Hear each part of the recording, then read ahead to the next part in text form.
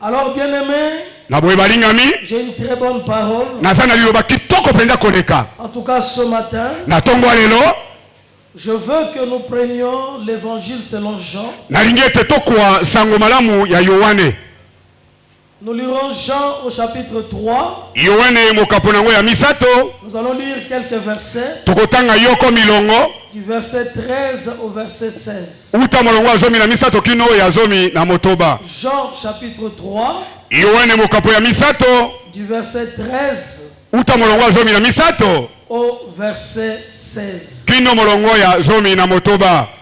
J'invite alors toute l'assemblée à se tenir debout afin que nous puissions honorer la parole de Dieu. Et si donc vous avez trouvé ce merveilleux passage, je vais lire pour chacun de nous au nom puissant du Seigneur Jésus-Christ. Amen. Le Seigneur déclare: personne n'est monté au ciel, si ce n'est celui qui est descendu du ciel, le Fils de l'homme qui est dans le ciel. Et comme Moïse éleva le serpent dans le désert, il faut de même que le Fils de l'homme soit élevé, afin que quiconque croit en lui ait la vie éternelle. Car Dieu a tant aimé le monde qu'il a donné son Fils unique, afin que quiconque croit en lui ne périsse point, mais qu'il ait la vie éternelle. Parole du Seigneur. Je l'aime et je l'accepte. Et on acclame très fort pour la parole de Dieu.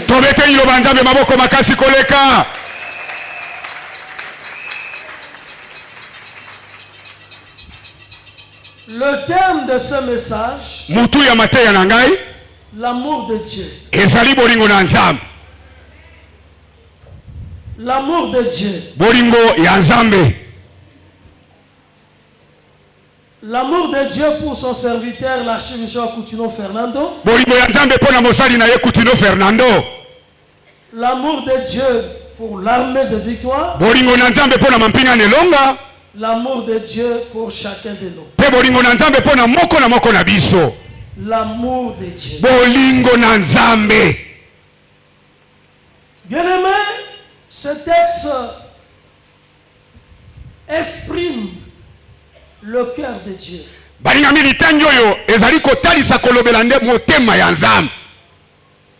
Le dessein secret de Dieu.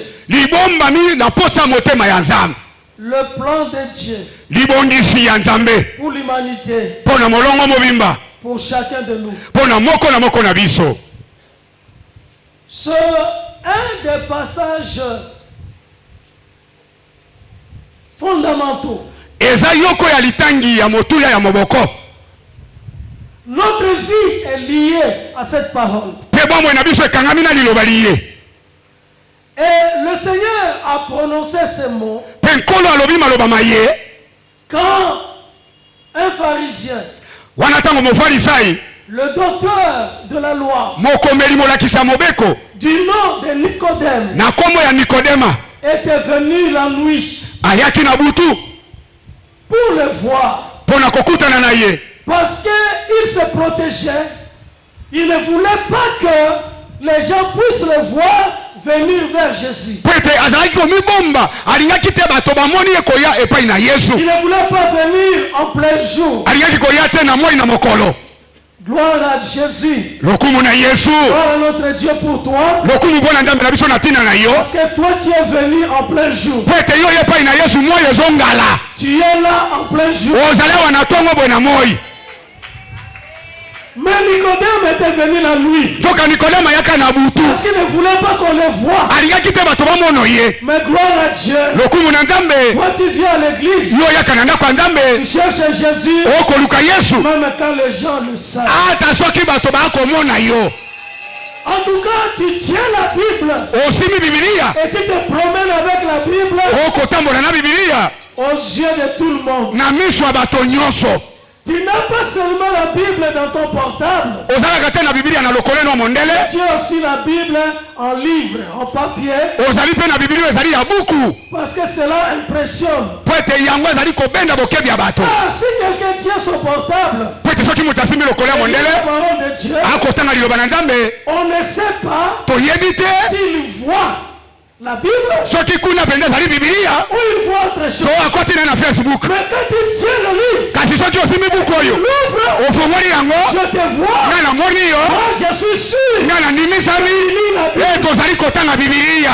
Mais je ne dis pas que Kasi nalobi te te celui qui ouvre son portable oyo afongoli lokolo ya mondele lit la parole de Dieu. mpe azali kotanga liloba na Il Nzambe lit pas la parole de Dieu. atangi liloba na Nzambe te. Mais je veux aussi Nalingi mpe lokola que de temps en temps, batango nyonso que tu ouvres la Bible au papier ofongola Biblia ya et buku tu l'envoies. mpe bamona Et tu lis la parole. tozali kotanga nde liloba na Tu n'as Nzambe. pas honte de l'évangile. Oyoki soni ya sango Tu malamu n'as te, pas honte de Jésus. oyoki soni ya Yesu Tu te, es déterminé ozali na molende à défendre la cause de Jésus. oyambela tina na Yesu po ete Notre foi en Jésus-Christ, kondima na biso kati na Yesu c'est la Kristo victoire ezali elonga qui triomphe de ce monde. oyo ezopingola na mokili oyo, C'est une grande puissance ezali nguya monene ya en Nzambe nous. kati na biso, Nous qui avons reçu la parole de Dieu. biso oyo toyamba liloba na Nzambe. Il est venu voir Jésus la nuit. Aye kokutana na Yesu na butu, Mais les apôtres étaient là, joka bapotoli bazalaki tout autour. nzinga Jean était témoin. Yohana azalaki nzengeneke. Pourquoi il nous l'a rappelé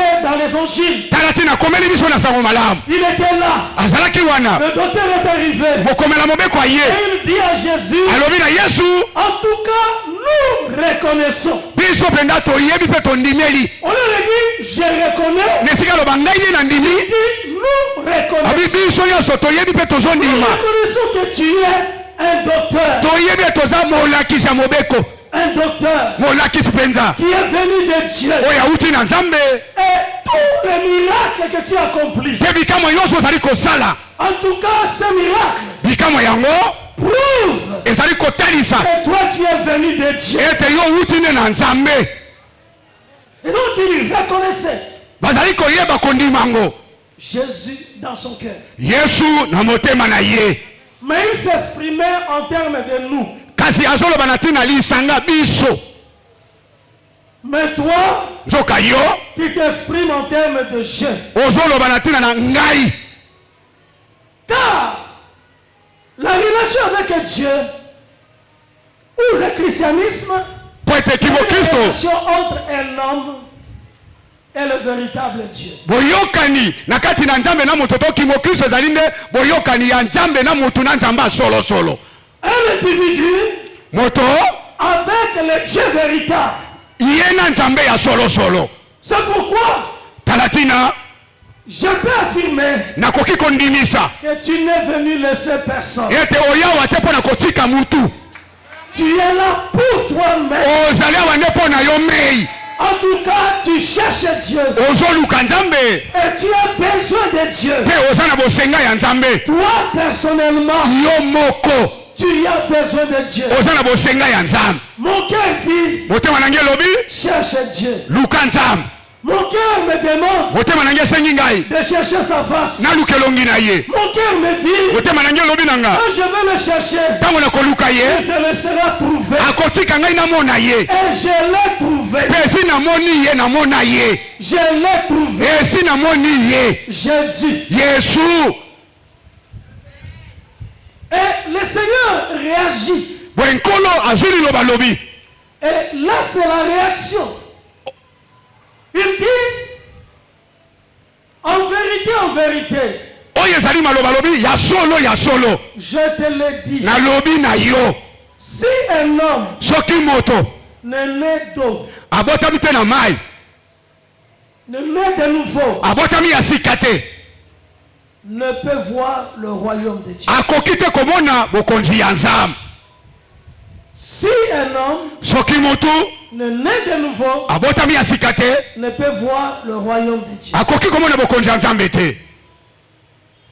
Cette parole Liloba liye a dépassé Nicodème. elekelaki mayele ya Nikodeme. Nicodème s'est interrogé. Nikodeme amituni mituna Il dit, mais comment? ndenge nini Comment un homme déjà âgé ndenge nini moto aza akoli peut encore naître de nouveau? abotama esu ya sika Va-t-il rentrer dans le ventre de sa mère azonga esu na libuma mama na ye avant qu'il puisse naître? po ete abotama lisusu Il ne comprenait pas. azangaki lisosoli. Et le Seigneur dit, kola lobi toi qui es docteur de la loi, yo mokomeli ya mobeko tu ne connais pas ces choses. maloba oyo elekeli yo Quand je te parle des choses terrestres, ntango nazolobela makambo ya mokili oyo et quand j'ajouterai les choses célestes, ntango nakobakisa makambo ya likolo comment ne va-t-il pas comprendre? ndenge nini okozwa lisosoli nango. Et il dit, alobi personne moto moko te n'est monté au ciel. amata na lola. Personne n'est monté au ciel. moto moko te amata na lola Si ce n'est kaka oyo celui qui est descendu du ciel. oyo awutaki na lola kitaka na se. Et c'est celui qui est descendu du ciel mpe ye oyo akitaka uta na lola kiti na se qui peut parler des choses du ciel. nakoki kolobela makambo ya likolo. Nous ne pouvons pas faire confiance à l'intelligence humaine. tokoki kotia elikia te na mayele ya bomoto. Mais nous devons faire confiance à la révélation de Dieu. nzoki ebongi totia elikia na bofongolami ya nzambe Ce que la parole de Dieu révèle. oyo liloba nzambe ezali kofungola biso. Seul Jésus, kaka yesu oyo seul Dieu, kaka nzambe yango moko seule la parole de Dieu liloba nzambe yango se moko peut nous révéler ekoki kolifungolela biso les choses du ciel. bintu bya muzulu La réalité céleste, bosolo ya lola la réalité de Dieu. bosolo ya nzambe Il n'y a que Dieu kaka nzambe qui peut révéler. nde akoki kofungola biso yango. Nous recevons la vérité tozwaka solo par la révélation. na nzela bofongolami Et nous avons besoin de la révélation mpe toza na bosenga ya dans bofungolami nos vies. na babomoi na biso. La vie de l'homme, bomoi ya moto ce n'est pas l'intelligence. eza mayele te. La vie de l'homme, bomoi ya moto ce n'est pas la sagesse humaine. eza bonya bomoto Mais la te. vie, bomoi c'est ce que Dieu révèle. eza oyo nzambe azali kotalisa Ce que mutu Dieu révèle oyo nzambe azotalisa mutu n'est pas au niveau de l'entendement. eza lepimeli ya boyambi te Dépasse l'intelligence. elekelaka mayele Dépasse le raisonnement. elekelaka makanisi Ce que Dieu dit, oyo nzambe alobaka c'est la vérité. ezali solo. En dehors de ce que Dieu dit, libanda ya maloba nzambe alobi c'est mensonge, eza lokuta c'est la fausseté, eza ya mabe le niveau bas. eza makambo ya C'est se Dieu qui dit la vérité. nzoka nzambe nde alobaka solo. Il n'y a que Dieu kaka nzambe qui peut dire ce qui est vrai, nde akoki koloba solo, qui peut dire les réalités célestes, nde akoki koloba makambo ya lola, qui peut parler de son royaume. akoki kolobela bokonzi na ye. Il dit celui qui ne naît de nouveau alobi oyo abotami ya sika te ne peut voir le royaume de Dieu. akoki komona bokonzi na nzambe te. Que ton règne vienne, tika bokonzi na ye ya, que ta volonté se fasse tika mokano na yo esalema comme au ciel. na lokolo ezosalema na likolo. Bien-aimé, le ciel existe. bolingami lola ezali, Le ciel existe. lola ezali, Dieu habite au ciel. nzambe avandi na lola, Dieu règne au ciel. nzambe aza na bokonzi na lola.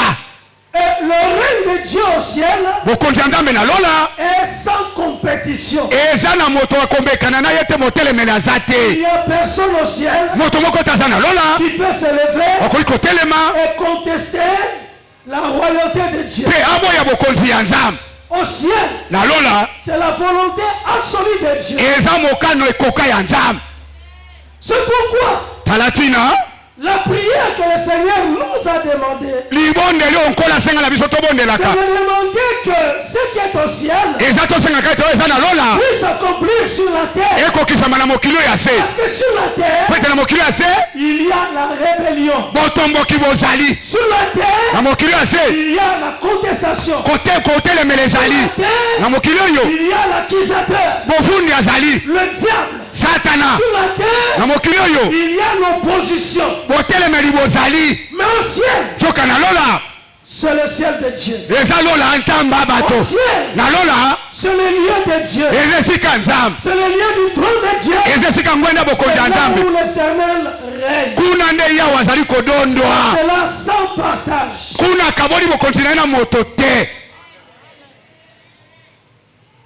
Et le ciel, c'est notre destinée. C'est notre espérance. Le ciel de Dieu. Il explique à Nicodème, il dit, comme Moïse éleva le serpent dans le désert, il en est de même que le Fils de l'homme soit élevé. En tout cas, après la sortie d'Égypte, Israël était en marche vers la terre promise. Mais le comportement, l'attitude d'Israël n'était pas toujours conforme aux préceptes de Dieu. N'était pas toujours conforme à la parole de Dieu. Et tantôt Israël s'est rebellé.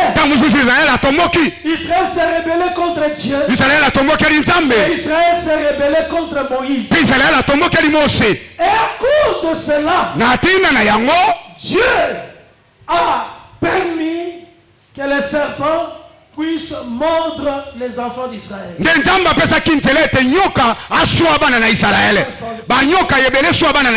ils sont sortis et ont commencé à mordre les enfants d'Israël. Et chaque Israélite qui recevait la morsure du serpent mourait. Chaque Israélite qui recevait mourait. Il y avait des morts un peu partout. Et ils se sont dit, nous allons vers Moïse. Nous allons demander à Moïse d'intercéder pour nous auprès de Dieu. Afin que son Dieu, que nous avons contesté, il puisse prier pour nous. Dieu puisse pardonner et arrêter ce phénomène de serpents qui mordait les enfants d'Israël. Et l'Éternel dit à Moïse, il dit, prends un serpent de rein. C'est-à-dire un serpent de bronze, métal, et tu le placeras sur le bois. Tout Israélite qui lèvera les yeux et verra ce serpent, automatiquement il sera guéri. Et dès que Moïse a élevé ce serpent et que les Israélites qui croyaient au message de Moïse lever les yeux, regardez au serpent de rein, automatiquement ils étaient guéris.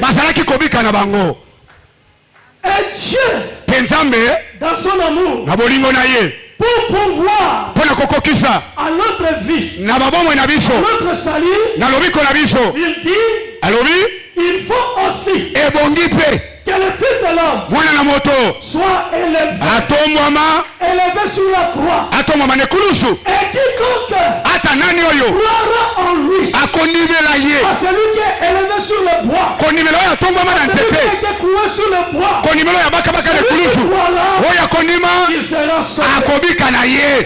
Il y a une certitude. De la même manière que cela s'est passé dans le désert au jour de Moïse. De la même manière, aujourd'hui, cela se passe. Quiconque élèvera les yeux et regardera dans les yeux spirituels, l'œuvre de la croix, Jésus a fait à la croix, il est sauvé. abiki na ye. Il est sauvé. Moto wana abiki na ye. Comme les Israélites. Lokola ba Israela. Étaient guéris. Abiki samaka. Dans le désert. Na miliki. Automatiquement. Na mbala moko. Et le Seigneur donne l'explication. Kolo apesi ndimbo na nango. Il dit. Alobi boye. Pourquoi? Pona nini? Le fils de l'homme. Mwana na moto. Sera placé sur le bois. Ebonya bakama ne kulusu. Comme Moïse. Lokola Mose. Avait placé. Atiaka. Le serpent des reins. Nyoka ya motako. Il explique, il dit car. Alimbola lobi poete. Dieu. Zambe. A tant aimé les morts. Alingaki mokili mingi. Qu'il a donné son fils unique. Na pesa ki mwana na ye alikinda. Avec quiconque croit. Na mbisa to ya konima. En lui. Andimeli ye. Qui est pendu au bois. Oya bakami ne kulusu. Lui. Ye. Qui a été crucifié. Oya bakamaka. Lui. Ye. Qui a versé le sang. Oya sopaka makila. Ye. Qui s'est surtout tient à l'humanité. Oya zwake sika mokili mobimba. Ne périsse point. Awa lisusu te. Mais qu'il ait la vie. Toka azwa nde bomo ya seko. Dis 3 fois, je le crois. Je le crois. Je le crois. Je le crois. Dis 3 fois, Amen. Amen. Amen. Amen. Oui, bien-aimé. Iyo molingami. Dieu a tant aimé les morts. Nzambe alingaki mokili mingi. Dieu a tant aimé les hommes. Nzambe alingaki bato mingi. Dieu aime tous les hommes. Nzambe alingi bato nyonso. Dieu aime les riches. Nzambe alingi bazwi. Comme les moins nantis. Comme les pauvres. Alingi mpe ndenge moko babola. Dieu aime les jeunes. Nzambe alingi bilenge. Comme les vieux. Ndenge moko alingi mpe mikolo. Dieu aime les noirs. Nzambe alingi bato moyindo. Comme les blancs. Ndenge moko alingi bamindele. Dieu aime les hommes. Nzambe alingi bato. Dieu aime les muluba. Nzambe alingi muluba. Dieu aime les mukondo. Nzambe alingi mpe mokongo. Dieu aime muswahili. Nzambe alingi mpe minasema. Dieu aime les mungala. Nzambe alingi mpe mongala. Dieu aime tout le monde. Nzambe alingi mutu nyonso. Dieu a tant aimé les morts. Nzambe alingaki mokili mingi. Il aime tous les hommes. Alingi bato nyonso. Sans exception. Aponi te. Il aime toute l'humanité. Alingi molongo mobimba. Dieu aime les bons et les méchants. Nzambe alingi ata bato mabe ata bato Dieu malamu. aime les voleurs et les sorciers. Nzambe alingi ata bato ya santu na Dieu bandoki. aime les féticheurs. Nzambe alingi ata bato ya nkisi. Dieu aime les rebelles. Nzambe alingi batomboki. Mais Dieu n'aime pas la rébellion. Nzambe alingi ne botomboki Dieu te. n'aime pas le péché. Nzambe alingi lisumu Dieu te. n'aime pas la sorcellerie. Nzambe alingi kindoki Dieu te. n'aime pas la magie. Nzambe alingi soloka te. Dieu aime tous les hommes. nzoka alingi bato nyonso C'est possible. po ete koki kosalema Quelqu'un ete moto puisse abandonner la méchanceté. atika botomboki Possible. ekoki kosalema Quelqu'un moto puisse rejeter le fétiche. aboya bakisi Il est possible. ekoki kosalema Quelqu'un puisse abandonner la rébellion. ete moto atika botomboki ekoki kosalema puisse refuser la sorcellerie ete moto aboya kindoki et venir à Jésus. mpe ayepa na yesu Il aime tous les hommes. nzambe alingi bato nyonso C'est là sans mpe exception. aponi moto moko te La motivation de Dieu molingo na nzambe pour agir dans notre vie, mpo na kosala na bomoi na biso c'est l'amour. ezali bolingo C'est l'amour. ezali bolingo C'est l'amour de Dieu. ezali bolingo na nzambe Dieu ne peut agir dans ta vie nzambe akoki kosala na bomoi na yo parce qu'il t'aime. kaka mpo nalingi yo Il n'y a qu'une seule raison eza na ntina moko pour laquelle mpo oyo yango Dieu agit nzambe azosala dans nos vies na babomoi na biso parce qu'il nous aime. ezali mpo ete alingi biso Dieu t'aime. nzambe alingi yo Dieu aime quiconque. nzambe alingi ata nani oyo C'est pourquoi il dit tala ntina alobi boye quiconque croira. ata nani oyo akondima Quiconque croira en lui. ata nani oyo akondimela ye Quiconque signifie eli koloba l'inclusivité. Quiconque signifie moto oyo l'inclusivité. yo moko Tout le monde, kobenda bato nyonso sans exception. aponi mutu te L'absence d'exclusion kolongola motu moko te n'exclut personne. nzambe alongoli te alongolaka mpe mutu te Quelqu'un lobaka moto puisse lui-même refuser ye moko aboya de venir à Dieu. koyepa na nzambe Mais Dieu nzambe invite quiconque azobenga mutu nyonso oyo de tout homme. azobenga mutu nyonso Tout homme peut adhérer à Jésus. moto nyonso akoki mpe koyepa na yesu On peut adhérer à lui. okoki kokota epa na yesu Confier à lui. okoki komibonza epa na ye Dire je suis pour Jésus. okoloba naza mpo na On yesu peut se décider d'être pour Jésus. okozwa mokano ozala mpo na yesu Quiconque ata nani oyo croira en lui, akondimela yesu il sera sauvé. akobika Celui qui croit en lui oyo andimeli ye ne peut pas périr. akoki kowa te. Bien-aimé, olingami la mort kufa est éloignée. elongwa Le pourrissement kopola est éloigné elongwa à cause de la foi en Jésus. na ntina na kondima toza nango kati na yesu. Dieu a tant aimé. nzambe alingaki mokili Aimer signifie donner. kolingeliki koloba kopesa. Dieu nous aime nzambe alingi biso et il a donné son fils. apesa mwana na ye Parce que aimer veut dire donner. po ete kolingeliki koloba kopesa. Si quelqu'un dit qu'il aime Dieu, soki moto alobi atalingi nzambe c'est qu'il a donné son cœur à Dieu. ili koloba apesa motema na ye na nzambe, Il a donné sa vie à Dieu. apesa bomoi na ye na Parce nzambe. qu'on ne peut pas aimer sans donner. po ete moto akolinga te wana azopesa Dieu te. nous aime nzambe alingi biso et il a donné son fils unique. apesa mwana na ye alikinda Que quiconque po croit ete nani akondima ne puisse point périr. awera lisusu te. Il y a une grande différence bokeseni ezali en français. na kati ya lifalasa Lorsqu'on dit point, ntango bazoloba te on dit pas, to balobi te on dit plus. to balobi lisusu te. Tous ces mots maloba nyonso misato renvoient à quelque chose qui ne va pas se faire. ezozongisa biso na eloko ekosalema te. Ne va pas se faire. ekosalema te ekosalema te ekosalemaka lisu te ekosalemaka lisu te. Pas signifie te elingi ne va koloba pas se faire maintenant. ekosalema te lelo. Plus signifie lisusu te ce qui s'est passé hier oyo esalemaka lobi eleki ne va pas se faire. ekosalema lelo te.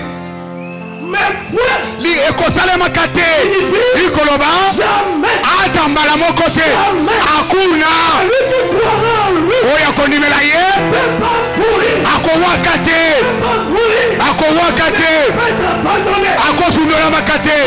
Lui-même nzambe ye moko est la vérité. oyo aza solo Lui qui est venu du ciel, ye autaka na lola dit quiconque alobi ata nani oyo lèvera les yeux, akonetola miso na ye pakotala celui qui est lavé sur la croix, oyo atomama na ekulusu akondimela de la croix, mosala na ekulusu ne mourra jamais. akowaka lisusu Il te ne peut pas périr. akoki kowa Il te verra la vie, akozwa bomoi la vie éternelle. bomoi ya seko Oui, bien-aimé, iyo molingami la vie éternelle bomoi ya seko possible. ekoki kosalema sikoyo boye La vie maintenant, bomoi ya sikoyo c'est quiconque croit po tata nani ondimeli yesu il vit maintenant. aza na bomoi nde sikoyo te mpo na libela na libela mpo na libela na libela Il croit en lui, oyo andimeli yesu ne peut pas perdre sa vie. akoki kobungisa bomoi na ye te oyo andimeli yesu Ne peut pas perdre le salut. akoki kobungisa lobiko te oyo andimeli yesu L'assurance du salut. azwa na eliki ya lobiko Quiconque alobi ata nani oyo croira, akondimela celui qui était élevé à la na croix, oyo abakabaka lekulusu Fils de l'homme, mwana na moto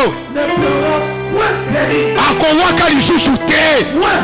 te Tu ne peux pas okoki te perdre ton salut. kobungisa lobiko na yo À moins d'abandonner Jésus, loba kaka yo sundola de yesu refuser Jésus, oboya yesu de rejeter Jésus. obwakisa yesu Bien-aimé, olingami je veux que ta foi nalingi ete kondima na yo soit fondée etongama sur une base solide. na moboko elenda En croyant Jésus, kondimelaka yesu toi tu n'as rien fait. yo osala eloko te Moi, en croyant Jésus, ngai ndenge nandimela je yesu n'ai rien fait. nasala mpe eloko te Asi Bishop en croyant Jésus, kutino fernando ndenge andimela yesu asala eloko te il a cru en Jésus. andimeli yesu Et Jésus l'a sauvé. mpe yesu abikisi ye Moi, j'ai cru en Jésus. ngai nandimeli yesu Et Jésus m'a sauvé. mpe yesu abikisi ngai Toi, tu as cru en Jésus. yo ndimeli yesu Et tu es sauvé. mpe yesu abikisi yo On ne peut pas accomplir des actes, moto akoki kosala misala te des œuvres ya misala pour être sauvé. po ete abikisama Est-ce que tu le comprends? olandi maloba oyo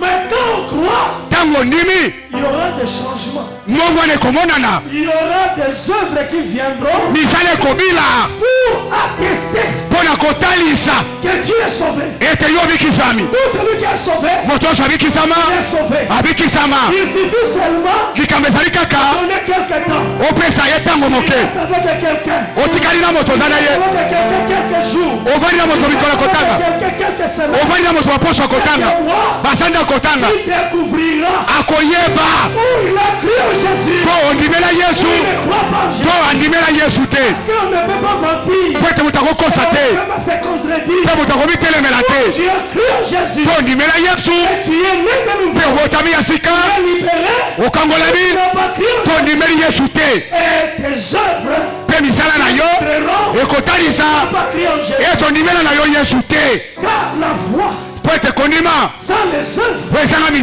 c'est une foi morte. Dans la foi, sans les œuvres, c'est une foi morte. Je m'arrête d'abord.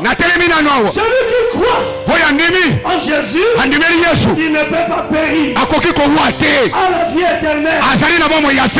Parce que celui qui croit en Jésus veut dire qu'il a confié son sort toute sa vie. Il prend toute sa vie. Il prend toute son existence. Il est confiant en Jésus. Il fait totalement confiance en Jésus. Alors Jésus n'est pas un mécanisme intellectuel. Le diable sait que Jésus est venu sur la terre et le diable ne peut pas croire. Le diable ne peut pas être sauvé. Amen.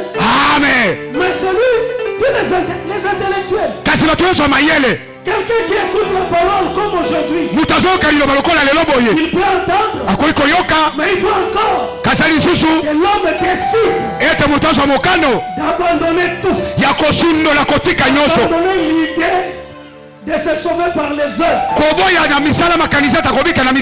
d'abandonner toute pensée, imaginer en faisant de bonnes choses, on va accéder au ciel, d'abandonner l'idée Dieu qui est bon, qui est amour, il n'a pas envoyé personne à l'enfer. Il est bon. Dieu est bon. Dieu est amour. Dieu est juste. Mais Dieu est juste. Si quelqu'un dans sa vie il ne prend pas la décision d'élever les yeux et choisir Jésus, à la fin il va être rejeté.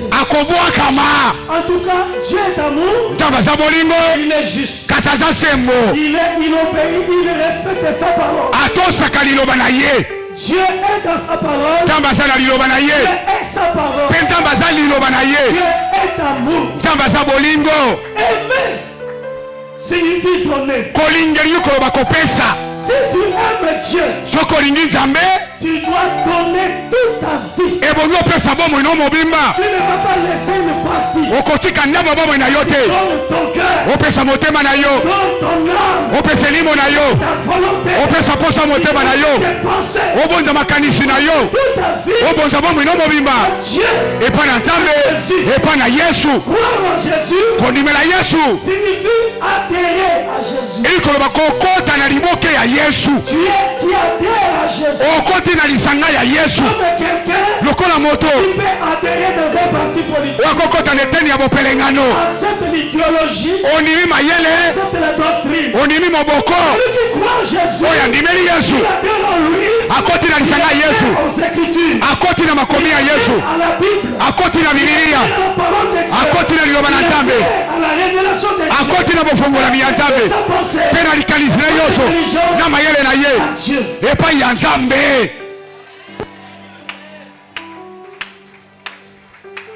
La foi en Jésus, croire en lui, signifie aussi recevoir. Croire, c'est recevoir. La foi, il y a des choses. Croire et recevoir. C'est pourquoi lui-même il a dit, tout est possible à celui qui croit. Tout est possible à celui qui croit. Celui qui croit, il peut recevoir. Parce que la foi en Jésus, c'est croire et recevoir.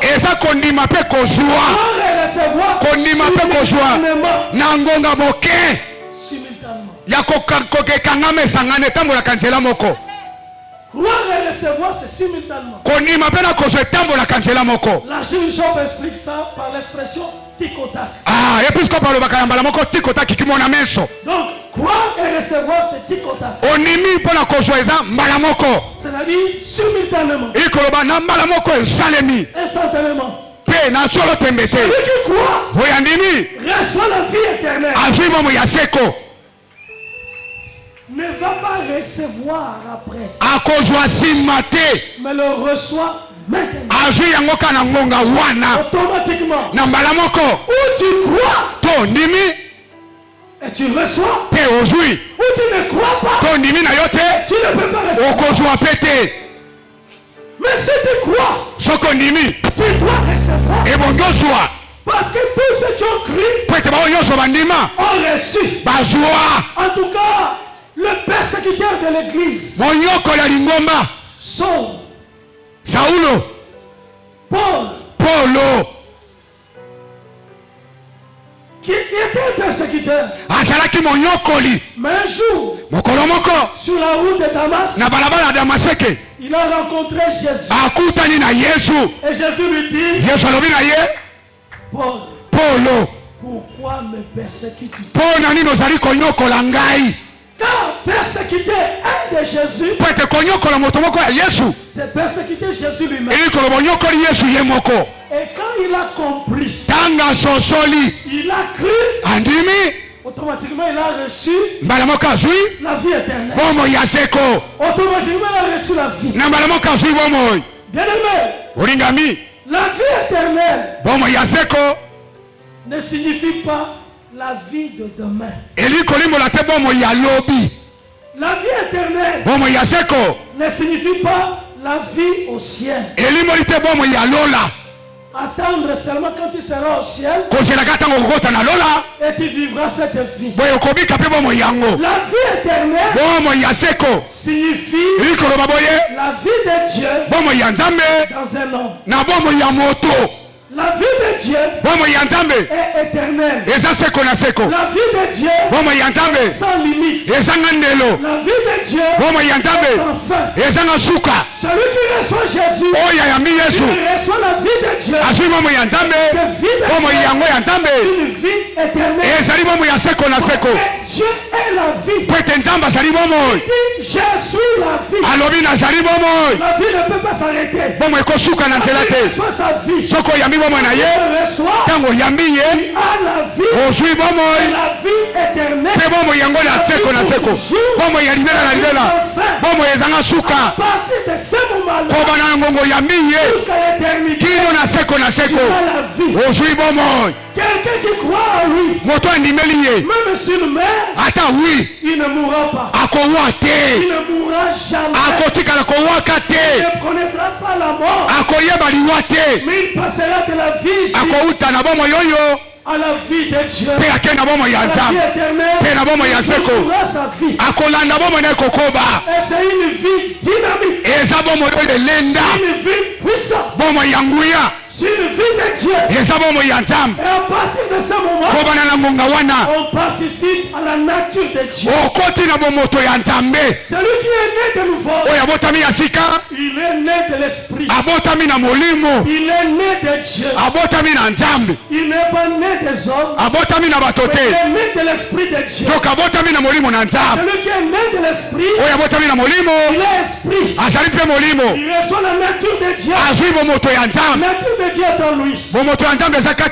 En tout cas, le Seigneur, dans le livre d'Ézéchiel, avait fait cette promesse. Il dit en ce temps-là, Christ sera là. Quand il sera élevé sur la croix, il donnera la vie. Et qu'est-ce qui va se passer? L'Éternel dit, je répandrai sur vous une eau pure. Tout celui qui croit en Jésus, il reçoit dans sa vie l'eau pure. C'est une promesse et qui s'accomplit immédiatement. L'eau pure dans ta vie. C'est pourquoi moi je me demande toujours, quand quelqu'un croit en Jésus et qu'il continue à vivre entre guillemets dans le désert. Oh non, je continue à vivre, je passe le désert. où il continue à traverser la sécheresse. to azoleka na bokauki. Tout celui qui reçoit Jésus, oyo nyonso yambi Yesu, l'Éternel répand Yawe asopi likolo na ye une eau pure. mai matoka. La parole de Dieu, liloba na Nzambe, la parole de vérité. liloba ya solo, En tout cas, sur chacun, likolo moko moko l'Éternel répand. Yawe asopi ne Il ne dit pas seulement il déverse. alobi te atangisi, Il déverse atangisi avec un petit entonnoir. Azui-moi entonnoir à tiens. molongoso ya moke. Au tiers à pétrole. Aussi on a bidon. Au sopi na bouteille. Amen. Bongo te Il dit je répandrai. abi nakosopa. Sopa. Amen. Donc il répand azosopa l'eau pure, mai matoka, l'eau de bénédiction, mai ya mapamboli, l'eau de la vie, mai ya bomoi, l'eau de victoire, mai elonga, l'eau du changement, mai ya l'eau de mbongwana, la puissance. mai ya nguya. Il répand Azosopa ngo sur quiconque ata nani oyo croit en Jésus. oyo akondimela Il Yesu répand asopi l'eau pure. mai ya petwa. Il faut croire. ebongi ondima Toi qui crois en Jésus, yo moto ozondimela Yesu que l'eau pure ete mai matoka est sur toi. esopani likolo na yo. Pourquoi l'eau pure est sur toi? mpo na nini mai ya pembe esopani likolo na yo? Que Dieu t'aime. mpo ete Nzambe alingi yo. Dieu t'aime. kaka mpo Nzambe alingi yo Les difficultés du moment, bakwakisa ngongo oyo les petites difficultés qu'on peut vivre, bakwakoswa mike mike okomona ne peut pas te convaincre du contraire. ekoki kolobela bokeseni te. L'eau pure mai matoka zeze descend sur toi. ekiti na likolo na yo. Répand. esopani Il le répand ezali kosopana dans chacune des vies. na bomoi moko moko. La deuxième chose, likambo ya mibale il dit, alobi boye je mettrai un esprit nouveau. nakotia molimo ya sika. Tout celui qui croit en Jésus, oyo nyonso andimeli Yesu, le Dieu véritable, Nzambe asikisiki, le Dieu des cieux, Nzambe alola il met en toi atie kati na yo un esprit nouveau. molimo ya sika. Donc il recrée akeli ya sika, un esprit nouveau. molimo ya sika. Celui qui est né de nouveau, oyo abotami ya sika il a recréé akelami lisusu un esprit nouveau. azali na molimo ya sika. Un esprit qui désire Dieu. molimo eza na posa ya Nzambe. Un esprit qui fait le délice de l'éternel. molimo ezali kokomisa Yawe esengo ya motema na ye. Un esprit changé. molimo ebongwana. Mutu akanda, kanda pe sila. Amen. Mutu ya kindumba, kindumba pe sila. esila Mutu ya moyibi, moyibi pe esila mutu ya bokoso, bokoso pe sila. esila. Donc, il met un esprit nouveau. atie molimo ya sika. Il dit, alobi boye je donnerai un nouveau cœur. nakopesa motema ya sika. Un nouveau cœur. motema ya sika. C'est ce que Dieu fait. oyo nde Nzambe osala yango wana. alobi Les choses anciennes makambo ya kala sont passées. eleki. Les choses anciennes makambo ya kala sont passées. eleki. Et voici toutes choses tala ya mbala oyo makambo nyonso ekomi ya sika. par Dieu. esalemi na nzela ya Nzambe. C'est Dieu Nzambe nde qui répand l'eau pure. asopi mai ya peble. Nzambe nde Place atie un esprit nouveau. molimo ya sika. Dieu Nzambe qui nde donne apesi un cœur nouveau. motema ya sika. Tout celui qui croit en Jésus, moto nyonso andimeli Yesu il a ces trois choses. aza na biloko misato Sur lui, likolo na ye dans sa vie, na bomoi na ye. l'eau pure. mai matoka zeze, L'eau pure. mai matoka zeze, L'eau pure. mai matoka En zeze. lui, kati na il y ye a un esprit nouveau. aza na molimo ya sika. Et en lui, kati na il ye y a un cœur nouveau. aza na motema ya sika. Donc il est changé. likolo babongwani On peut constater okoki kotala qu'il omoni a un nouveau cœur. ete moto aza motema ya sika. Il n'est pas hypocrite. aza moto ya bilongi mibale te. On peut constater okotala omoni qu'il n'est plus rebelle. aza isu moto moki te. On peut constater okotala omoni qu'il a abandonné de fumer. ete atika makaya. On peut constater okotala qu'il omoni a abandonné l'escroquerie. ete atika On lokuta. peut constater okotala omoni qu'il a abandonné la méchanceté. ete otika kanza. Il est un homme nouveau. akomi moto ya sika. Un homme changé. moto abongwana. Son intelligence a été renouvelée. mayele na ye esami A sika été transformé. ebongwani. Il a été reprogrammé. akelami Dieu l'a reprogrammé à vivre de nouvelles choses, complètement changé. La bénédiction a remplacé la malédiction. Le bonheur a remplacé la malchance. Le bonheur est dans sa vie. La paix a remplacé les troubles dans son cœur. La tranquillité a remplacé les inquiétudes. En tout cas, les soucis sont remplacés. Le repos de Dieu. Le repos de Dieu est dans sa vie. Dans son cœur. Il y a un changement. Lui, on ne poussera pas à obéir à la parole de Dieu. Car l'esprit d'obéissance habite en lui. Il a un nouveau esprit. Car le cœur d'obéissance est en lui. Pour lui, il n'insistera pas beaucoup qu'il chante des vies. Parce que lui, il est reprogrammé. Il est changé. Il est nouveau. Crois-moi bien-aimé. L'esprit ou l'âme de la personne qui a reçu Jésus prospère. C'est pourquoi la parole de Dieu dit: je souhaite que tu prospères. Comme prospère de ton âme. Tel que ton âme est, telle sera ta prospérité. La prospérité est liée à l'état de l'âme. L'état de l'âme, ton action, de Dieu. Il suffit de croire et de s'abandonner, de refuser d'avoir une volonté personnelle, de laisser la volonté de Dieu.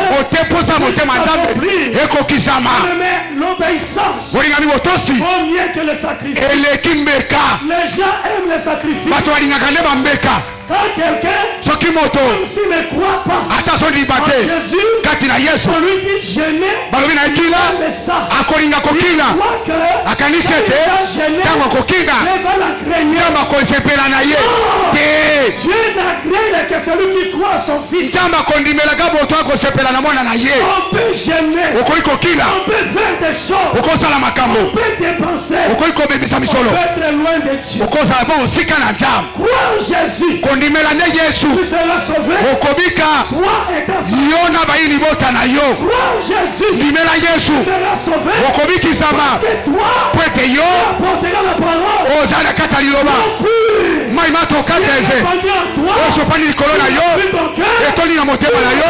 Ta famille.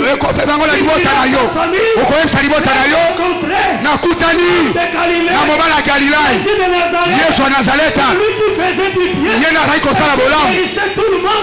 kubikisa batonyoso akutana naye okoloba nakuta imo tona Nzambe naye bimo na Nzambe naye bimo bala Nazareta Yesu wa Kapernaumu naye bimo bala Galilaya naye bimo na memeli bino na libota na ngai na ndako na ngai na linyete bino yoso olanda Nzambe na ngai otambola Pete liloba na ye ekotambola na kitatoli etatoli na bandekisa kondima ekotambola na libota na yo kende kondimisa bandinga na yo kende kondimisa basalaka na yo pete bato bazwa mokano mpo na Yesu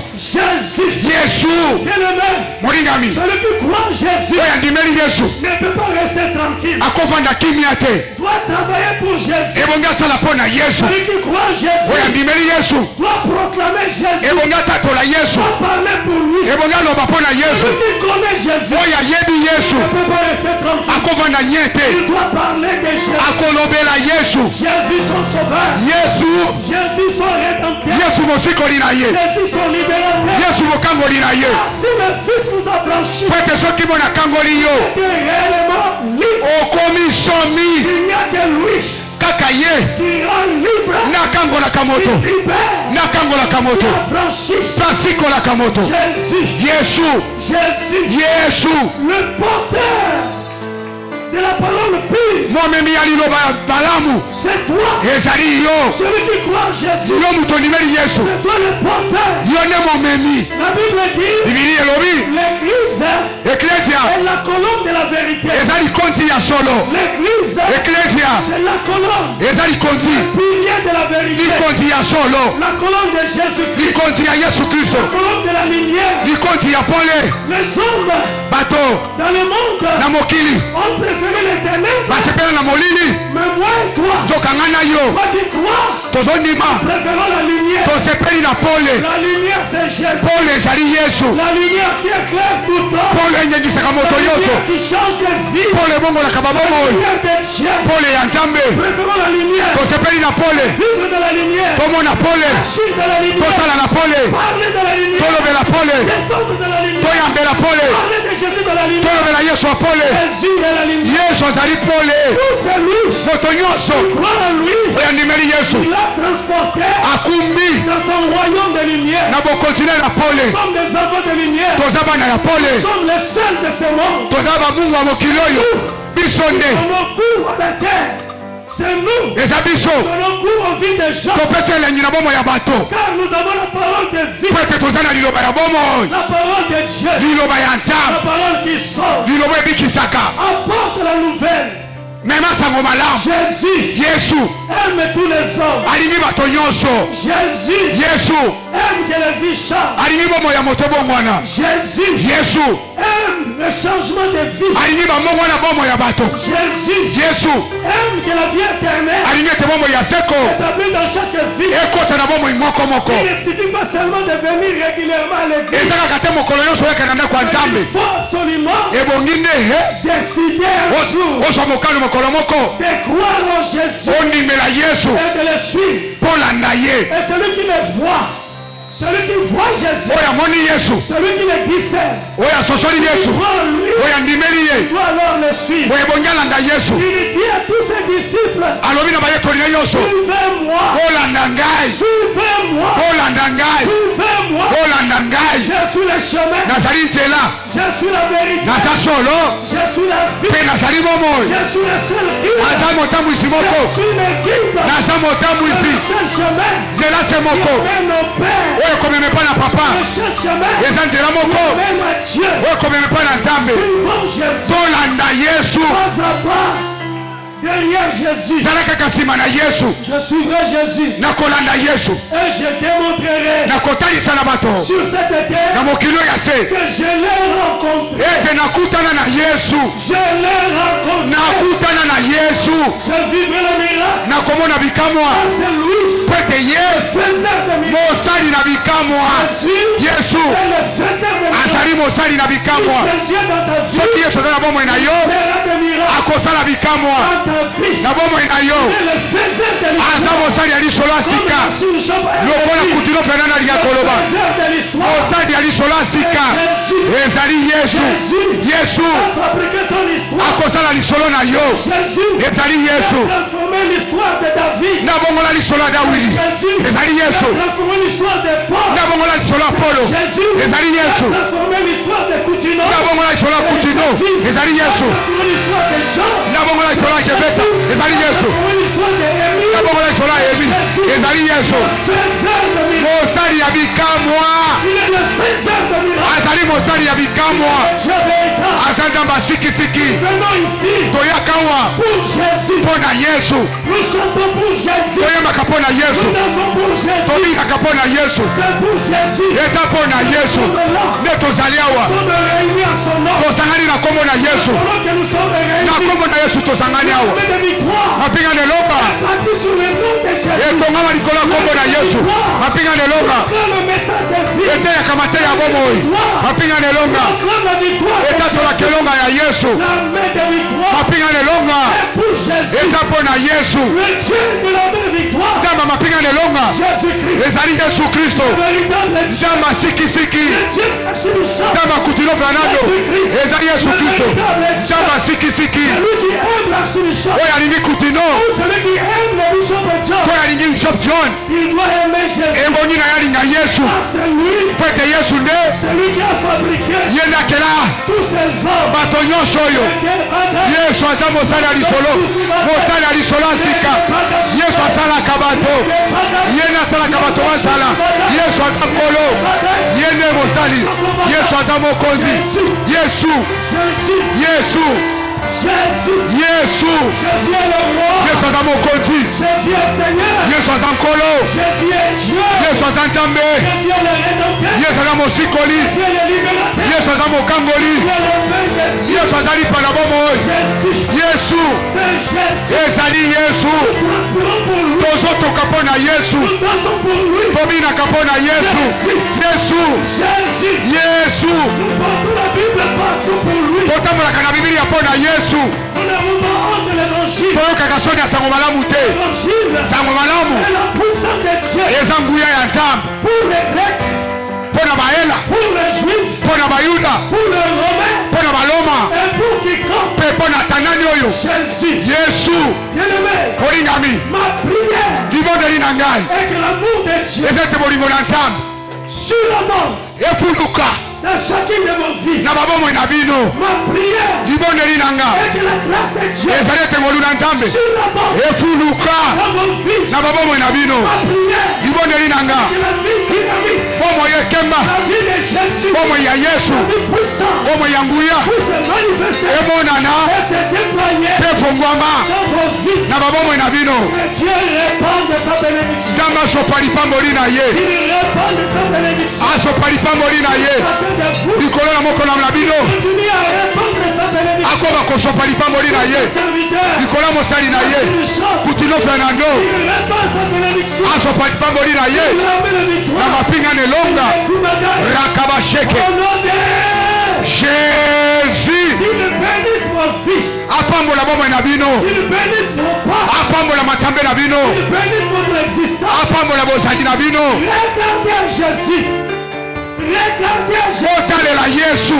Regardez à la croix. Otalela ekulusu. La croix c'est la solution. Ekulusu eze yano. Regardez à Jésus. Otalela Yesu. Jésus. Yesu. Est l'unique réponse de Dieu. Ate yano ya Nzambe. Pour chaque homme. Mpona moto nyonso. Regardez à Jésus. Otalela Yesu. C'est le pont. Gbagba moko. C'est le pont. Gbagba moko. C'est l'intermédiaire. Molobeli moko. Entre Dieu Kati na Nzambe. et les hommes. Na bato. Je m'accroche à Jésus. Nakangami na Yesu. En tout cas, je m'accroche à Jésus. Nadingami Yesu. C'est Jésus. Yesu. Pour rien. To eloko te. C'est Jésus. To Yesu. Pour zéro. To eloko te. Je m'accroche à Jésus. Nakangami na Yesu. Et je marche derrière lui. Nazotambola nsima na Yesu. J'ai le marque de Jésus. Naza na bilembo ya Yesu. Oui. Iyo. Je le crois. Nandimi yango. J'ai le marque de Jésus. Naza na bilembo ya Yesu. Mon pur.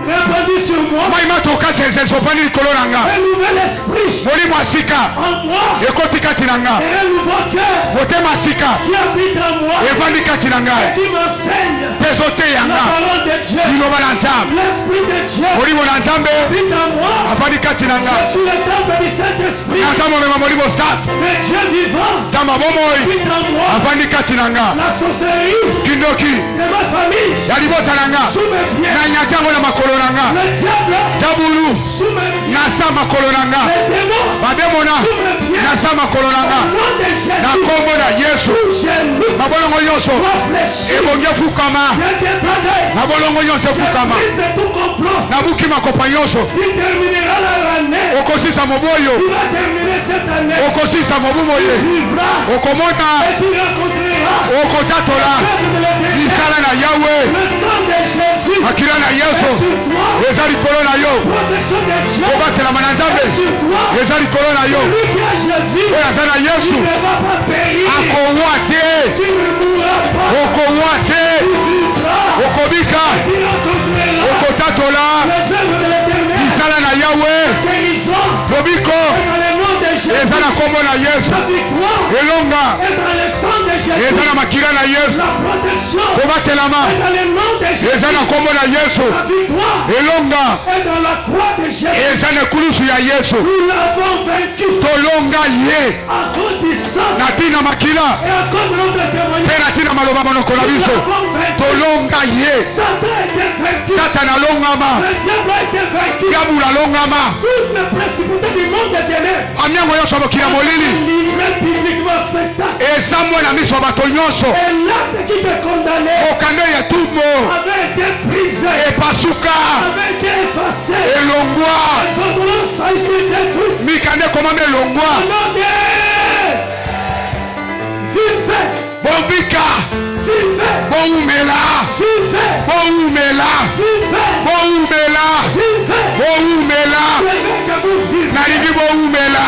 Je veux que chacun de vous vive.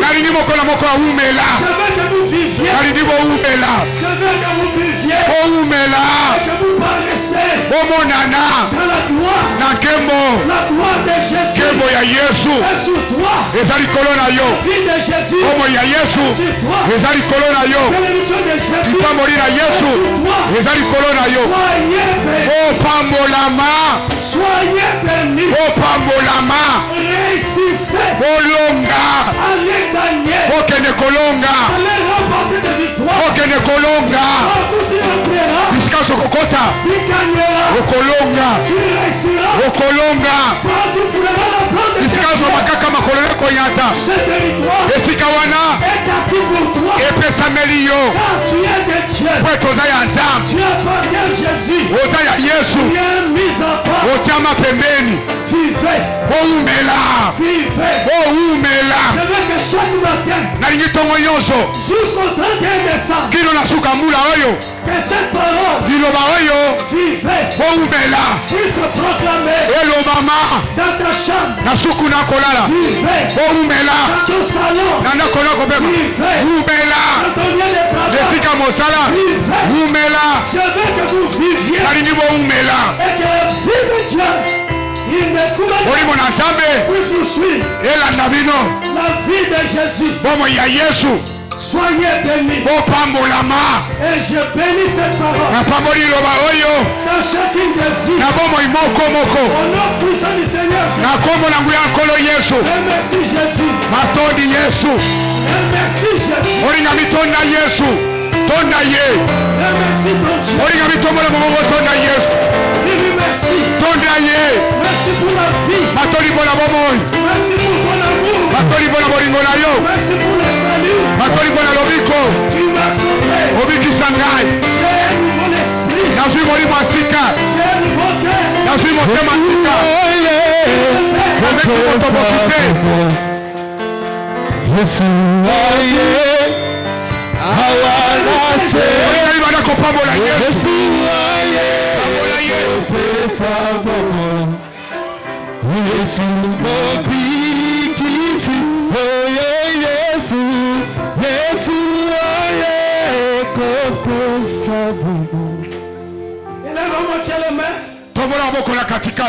Seigneur, voici ton peuple. Voici le peuple que tu as choisi. Voici le peuple pour qui tu t'es sacrifié. Tu as donné ton sang. Tu as donné ta vie. Seigneur, que aucun d'eux ne puisse périr. Que la vie soit dans leur vie. Je les bénis. Je proclame la bénédiction. L'amour du Père. La grâce du Fils.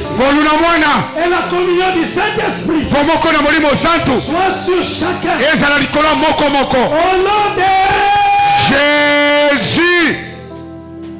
Et dis 3 fois Amen. Amen. Amen. Amen.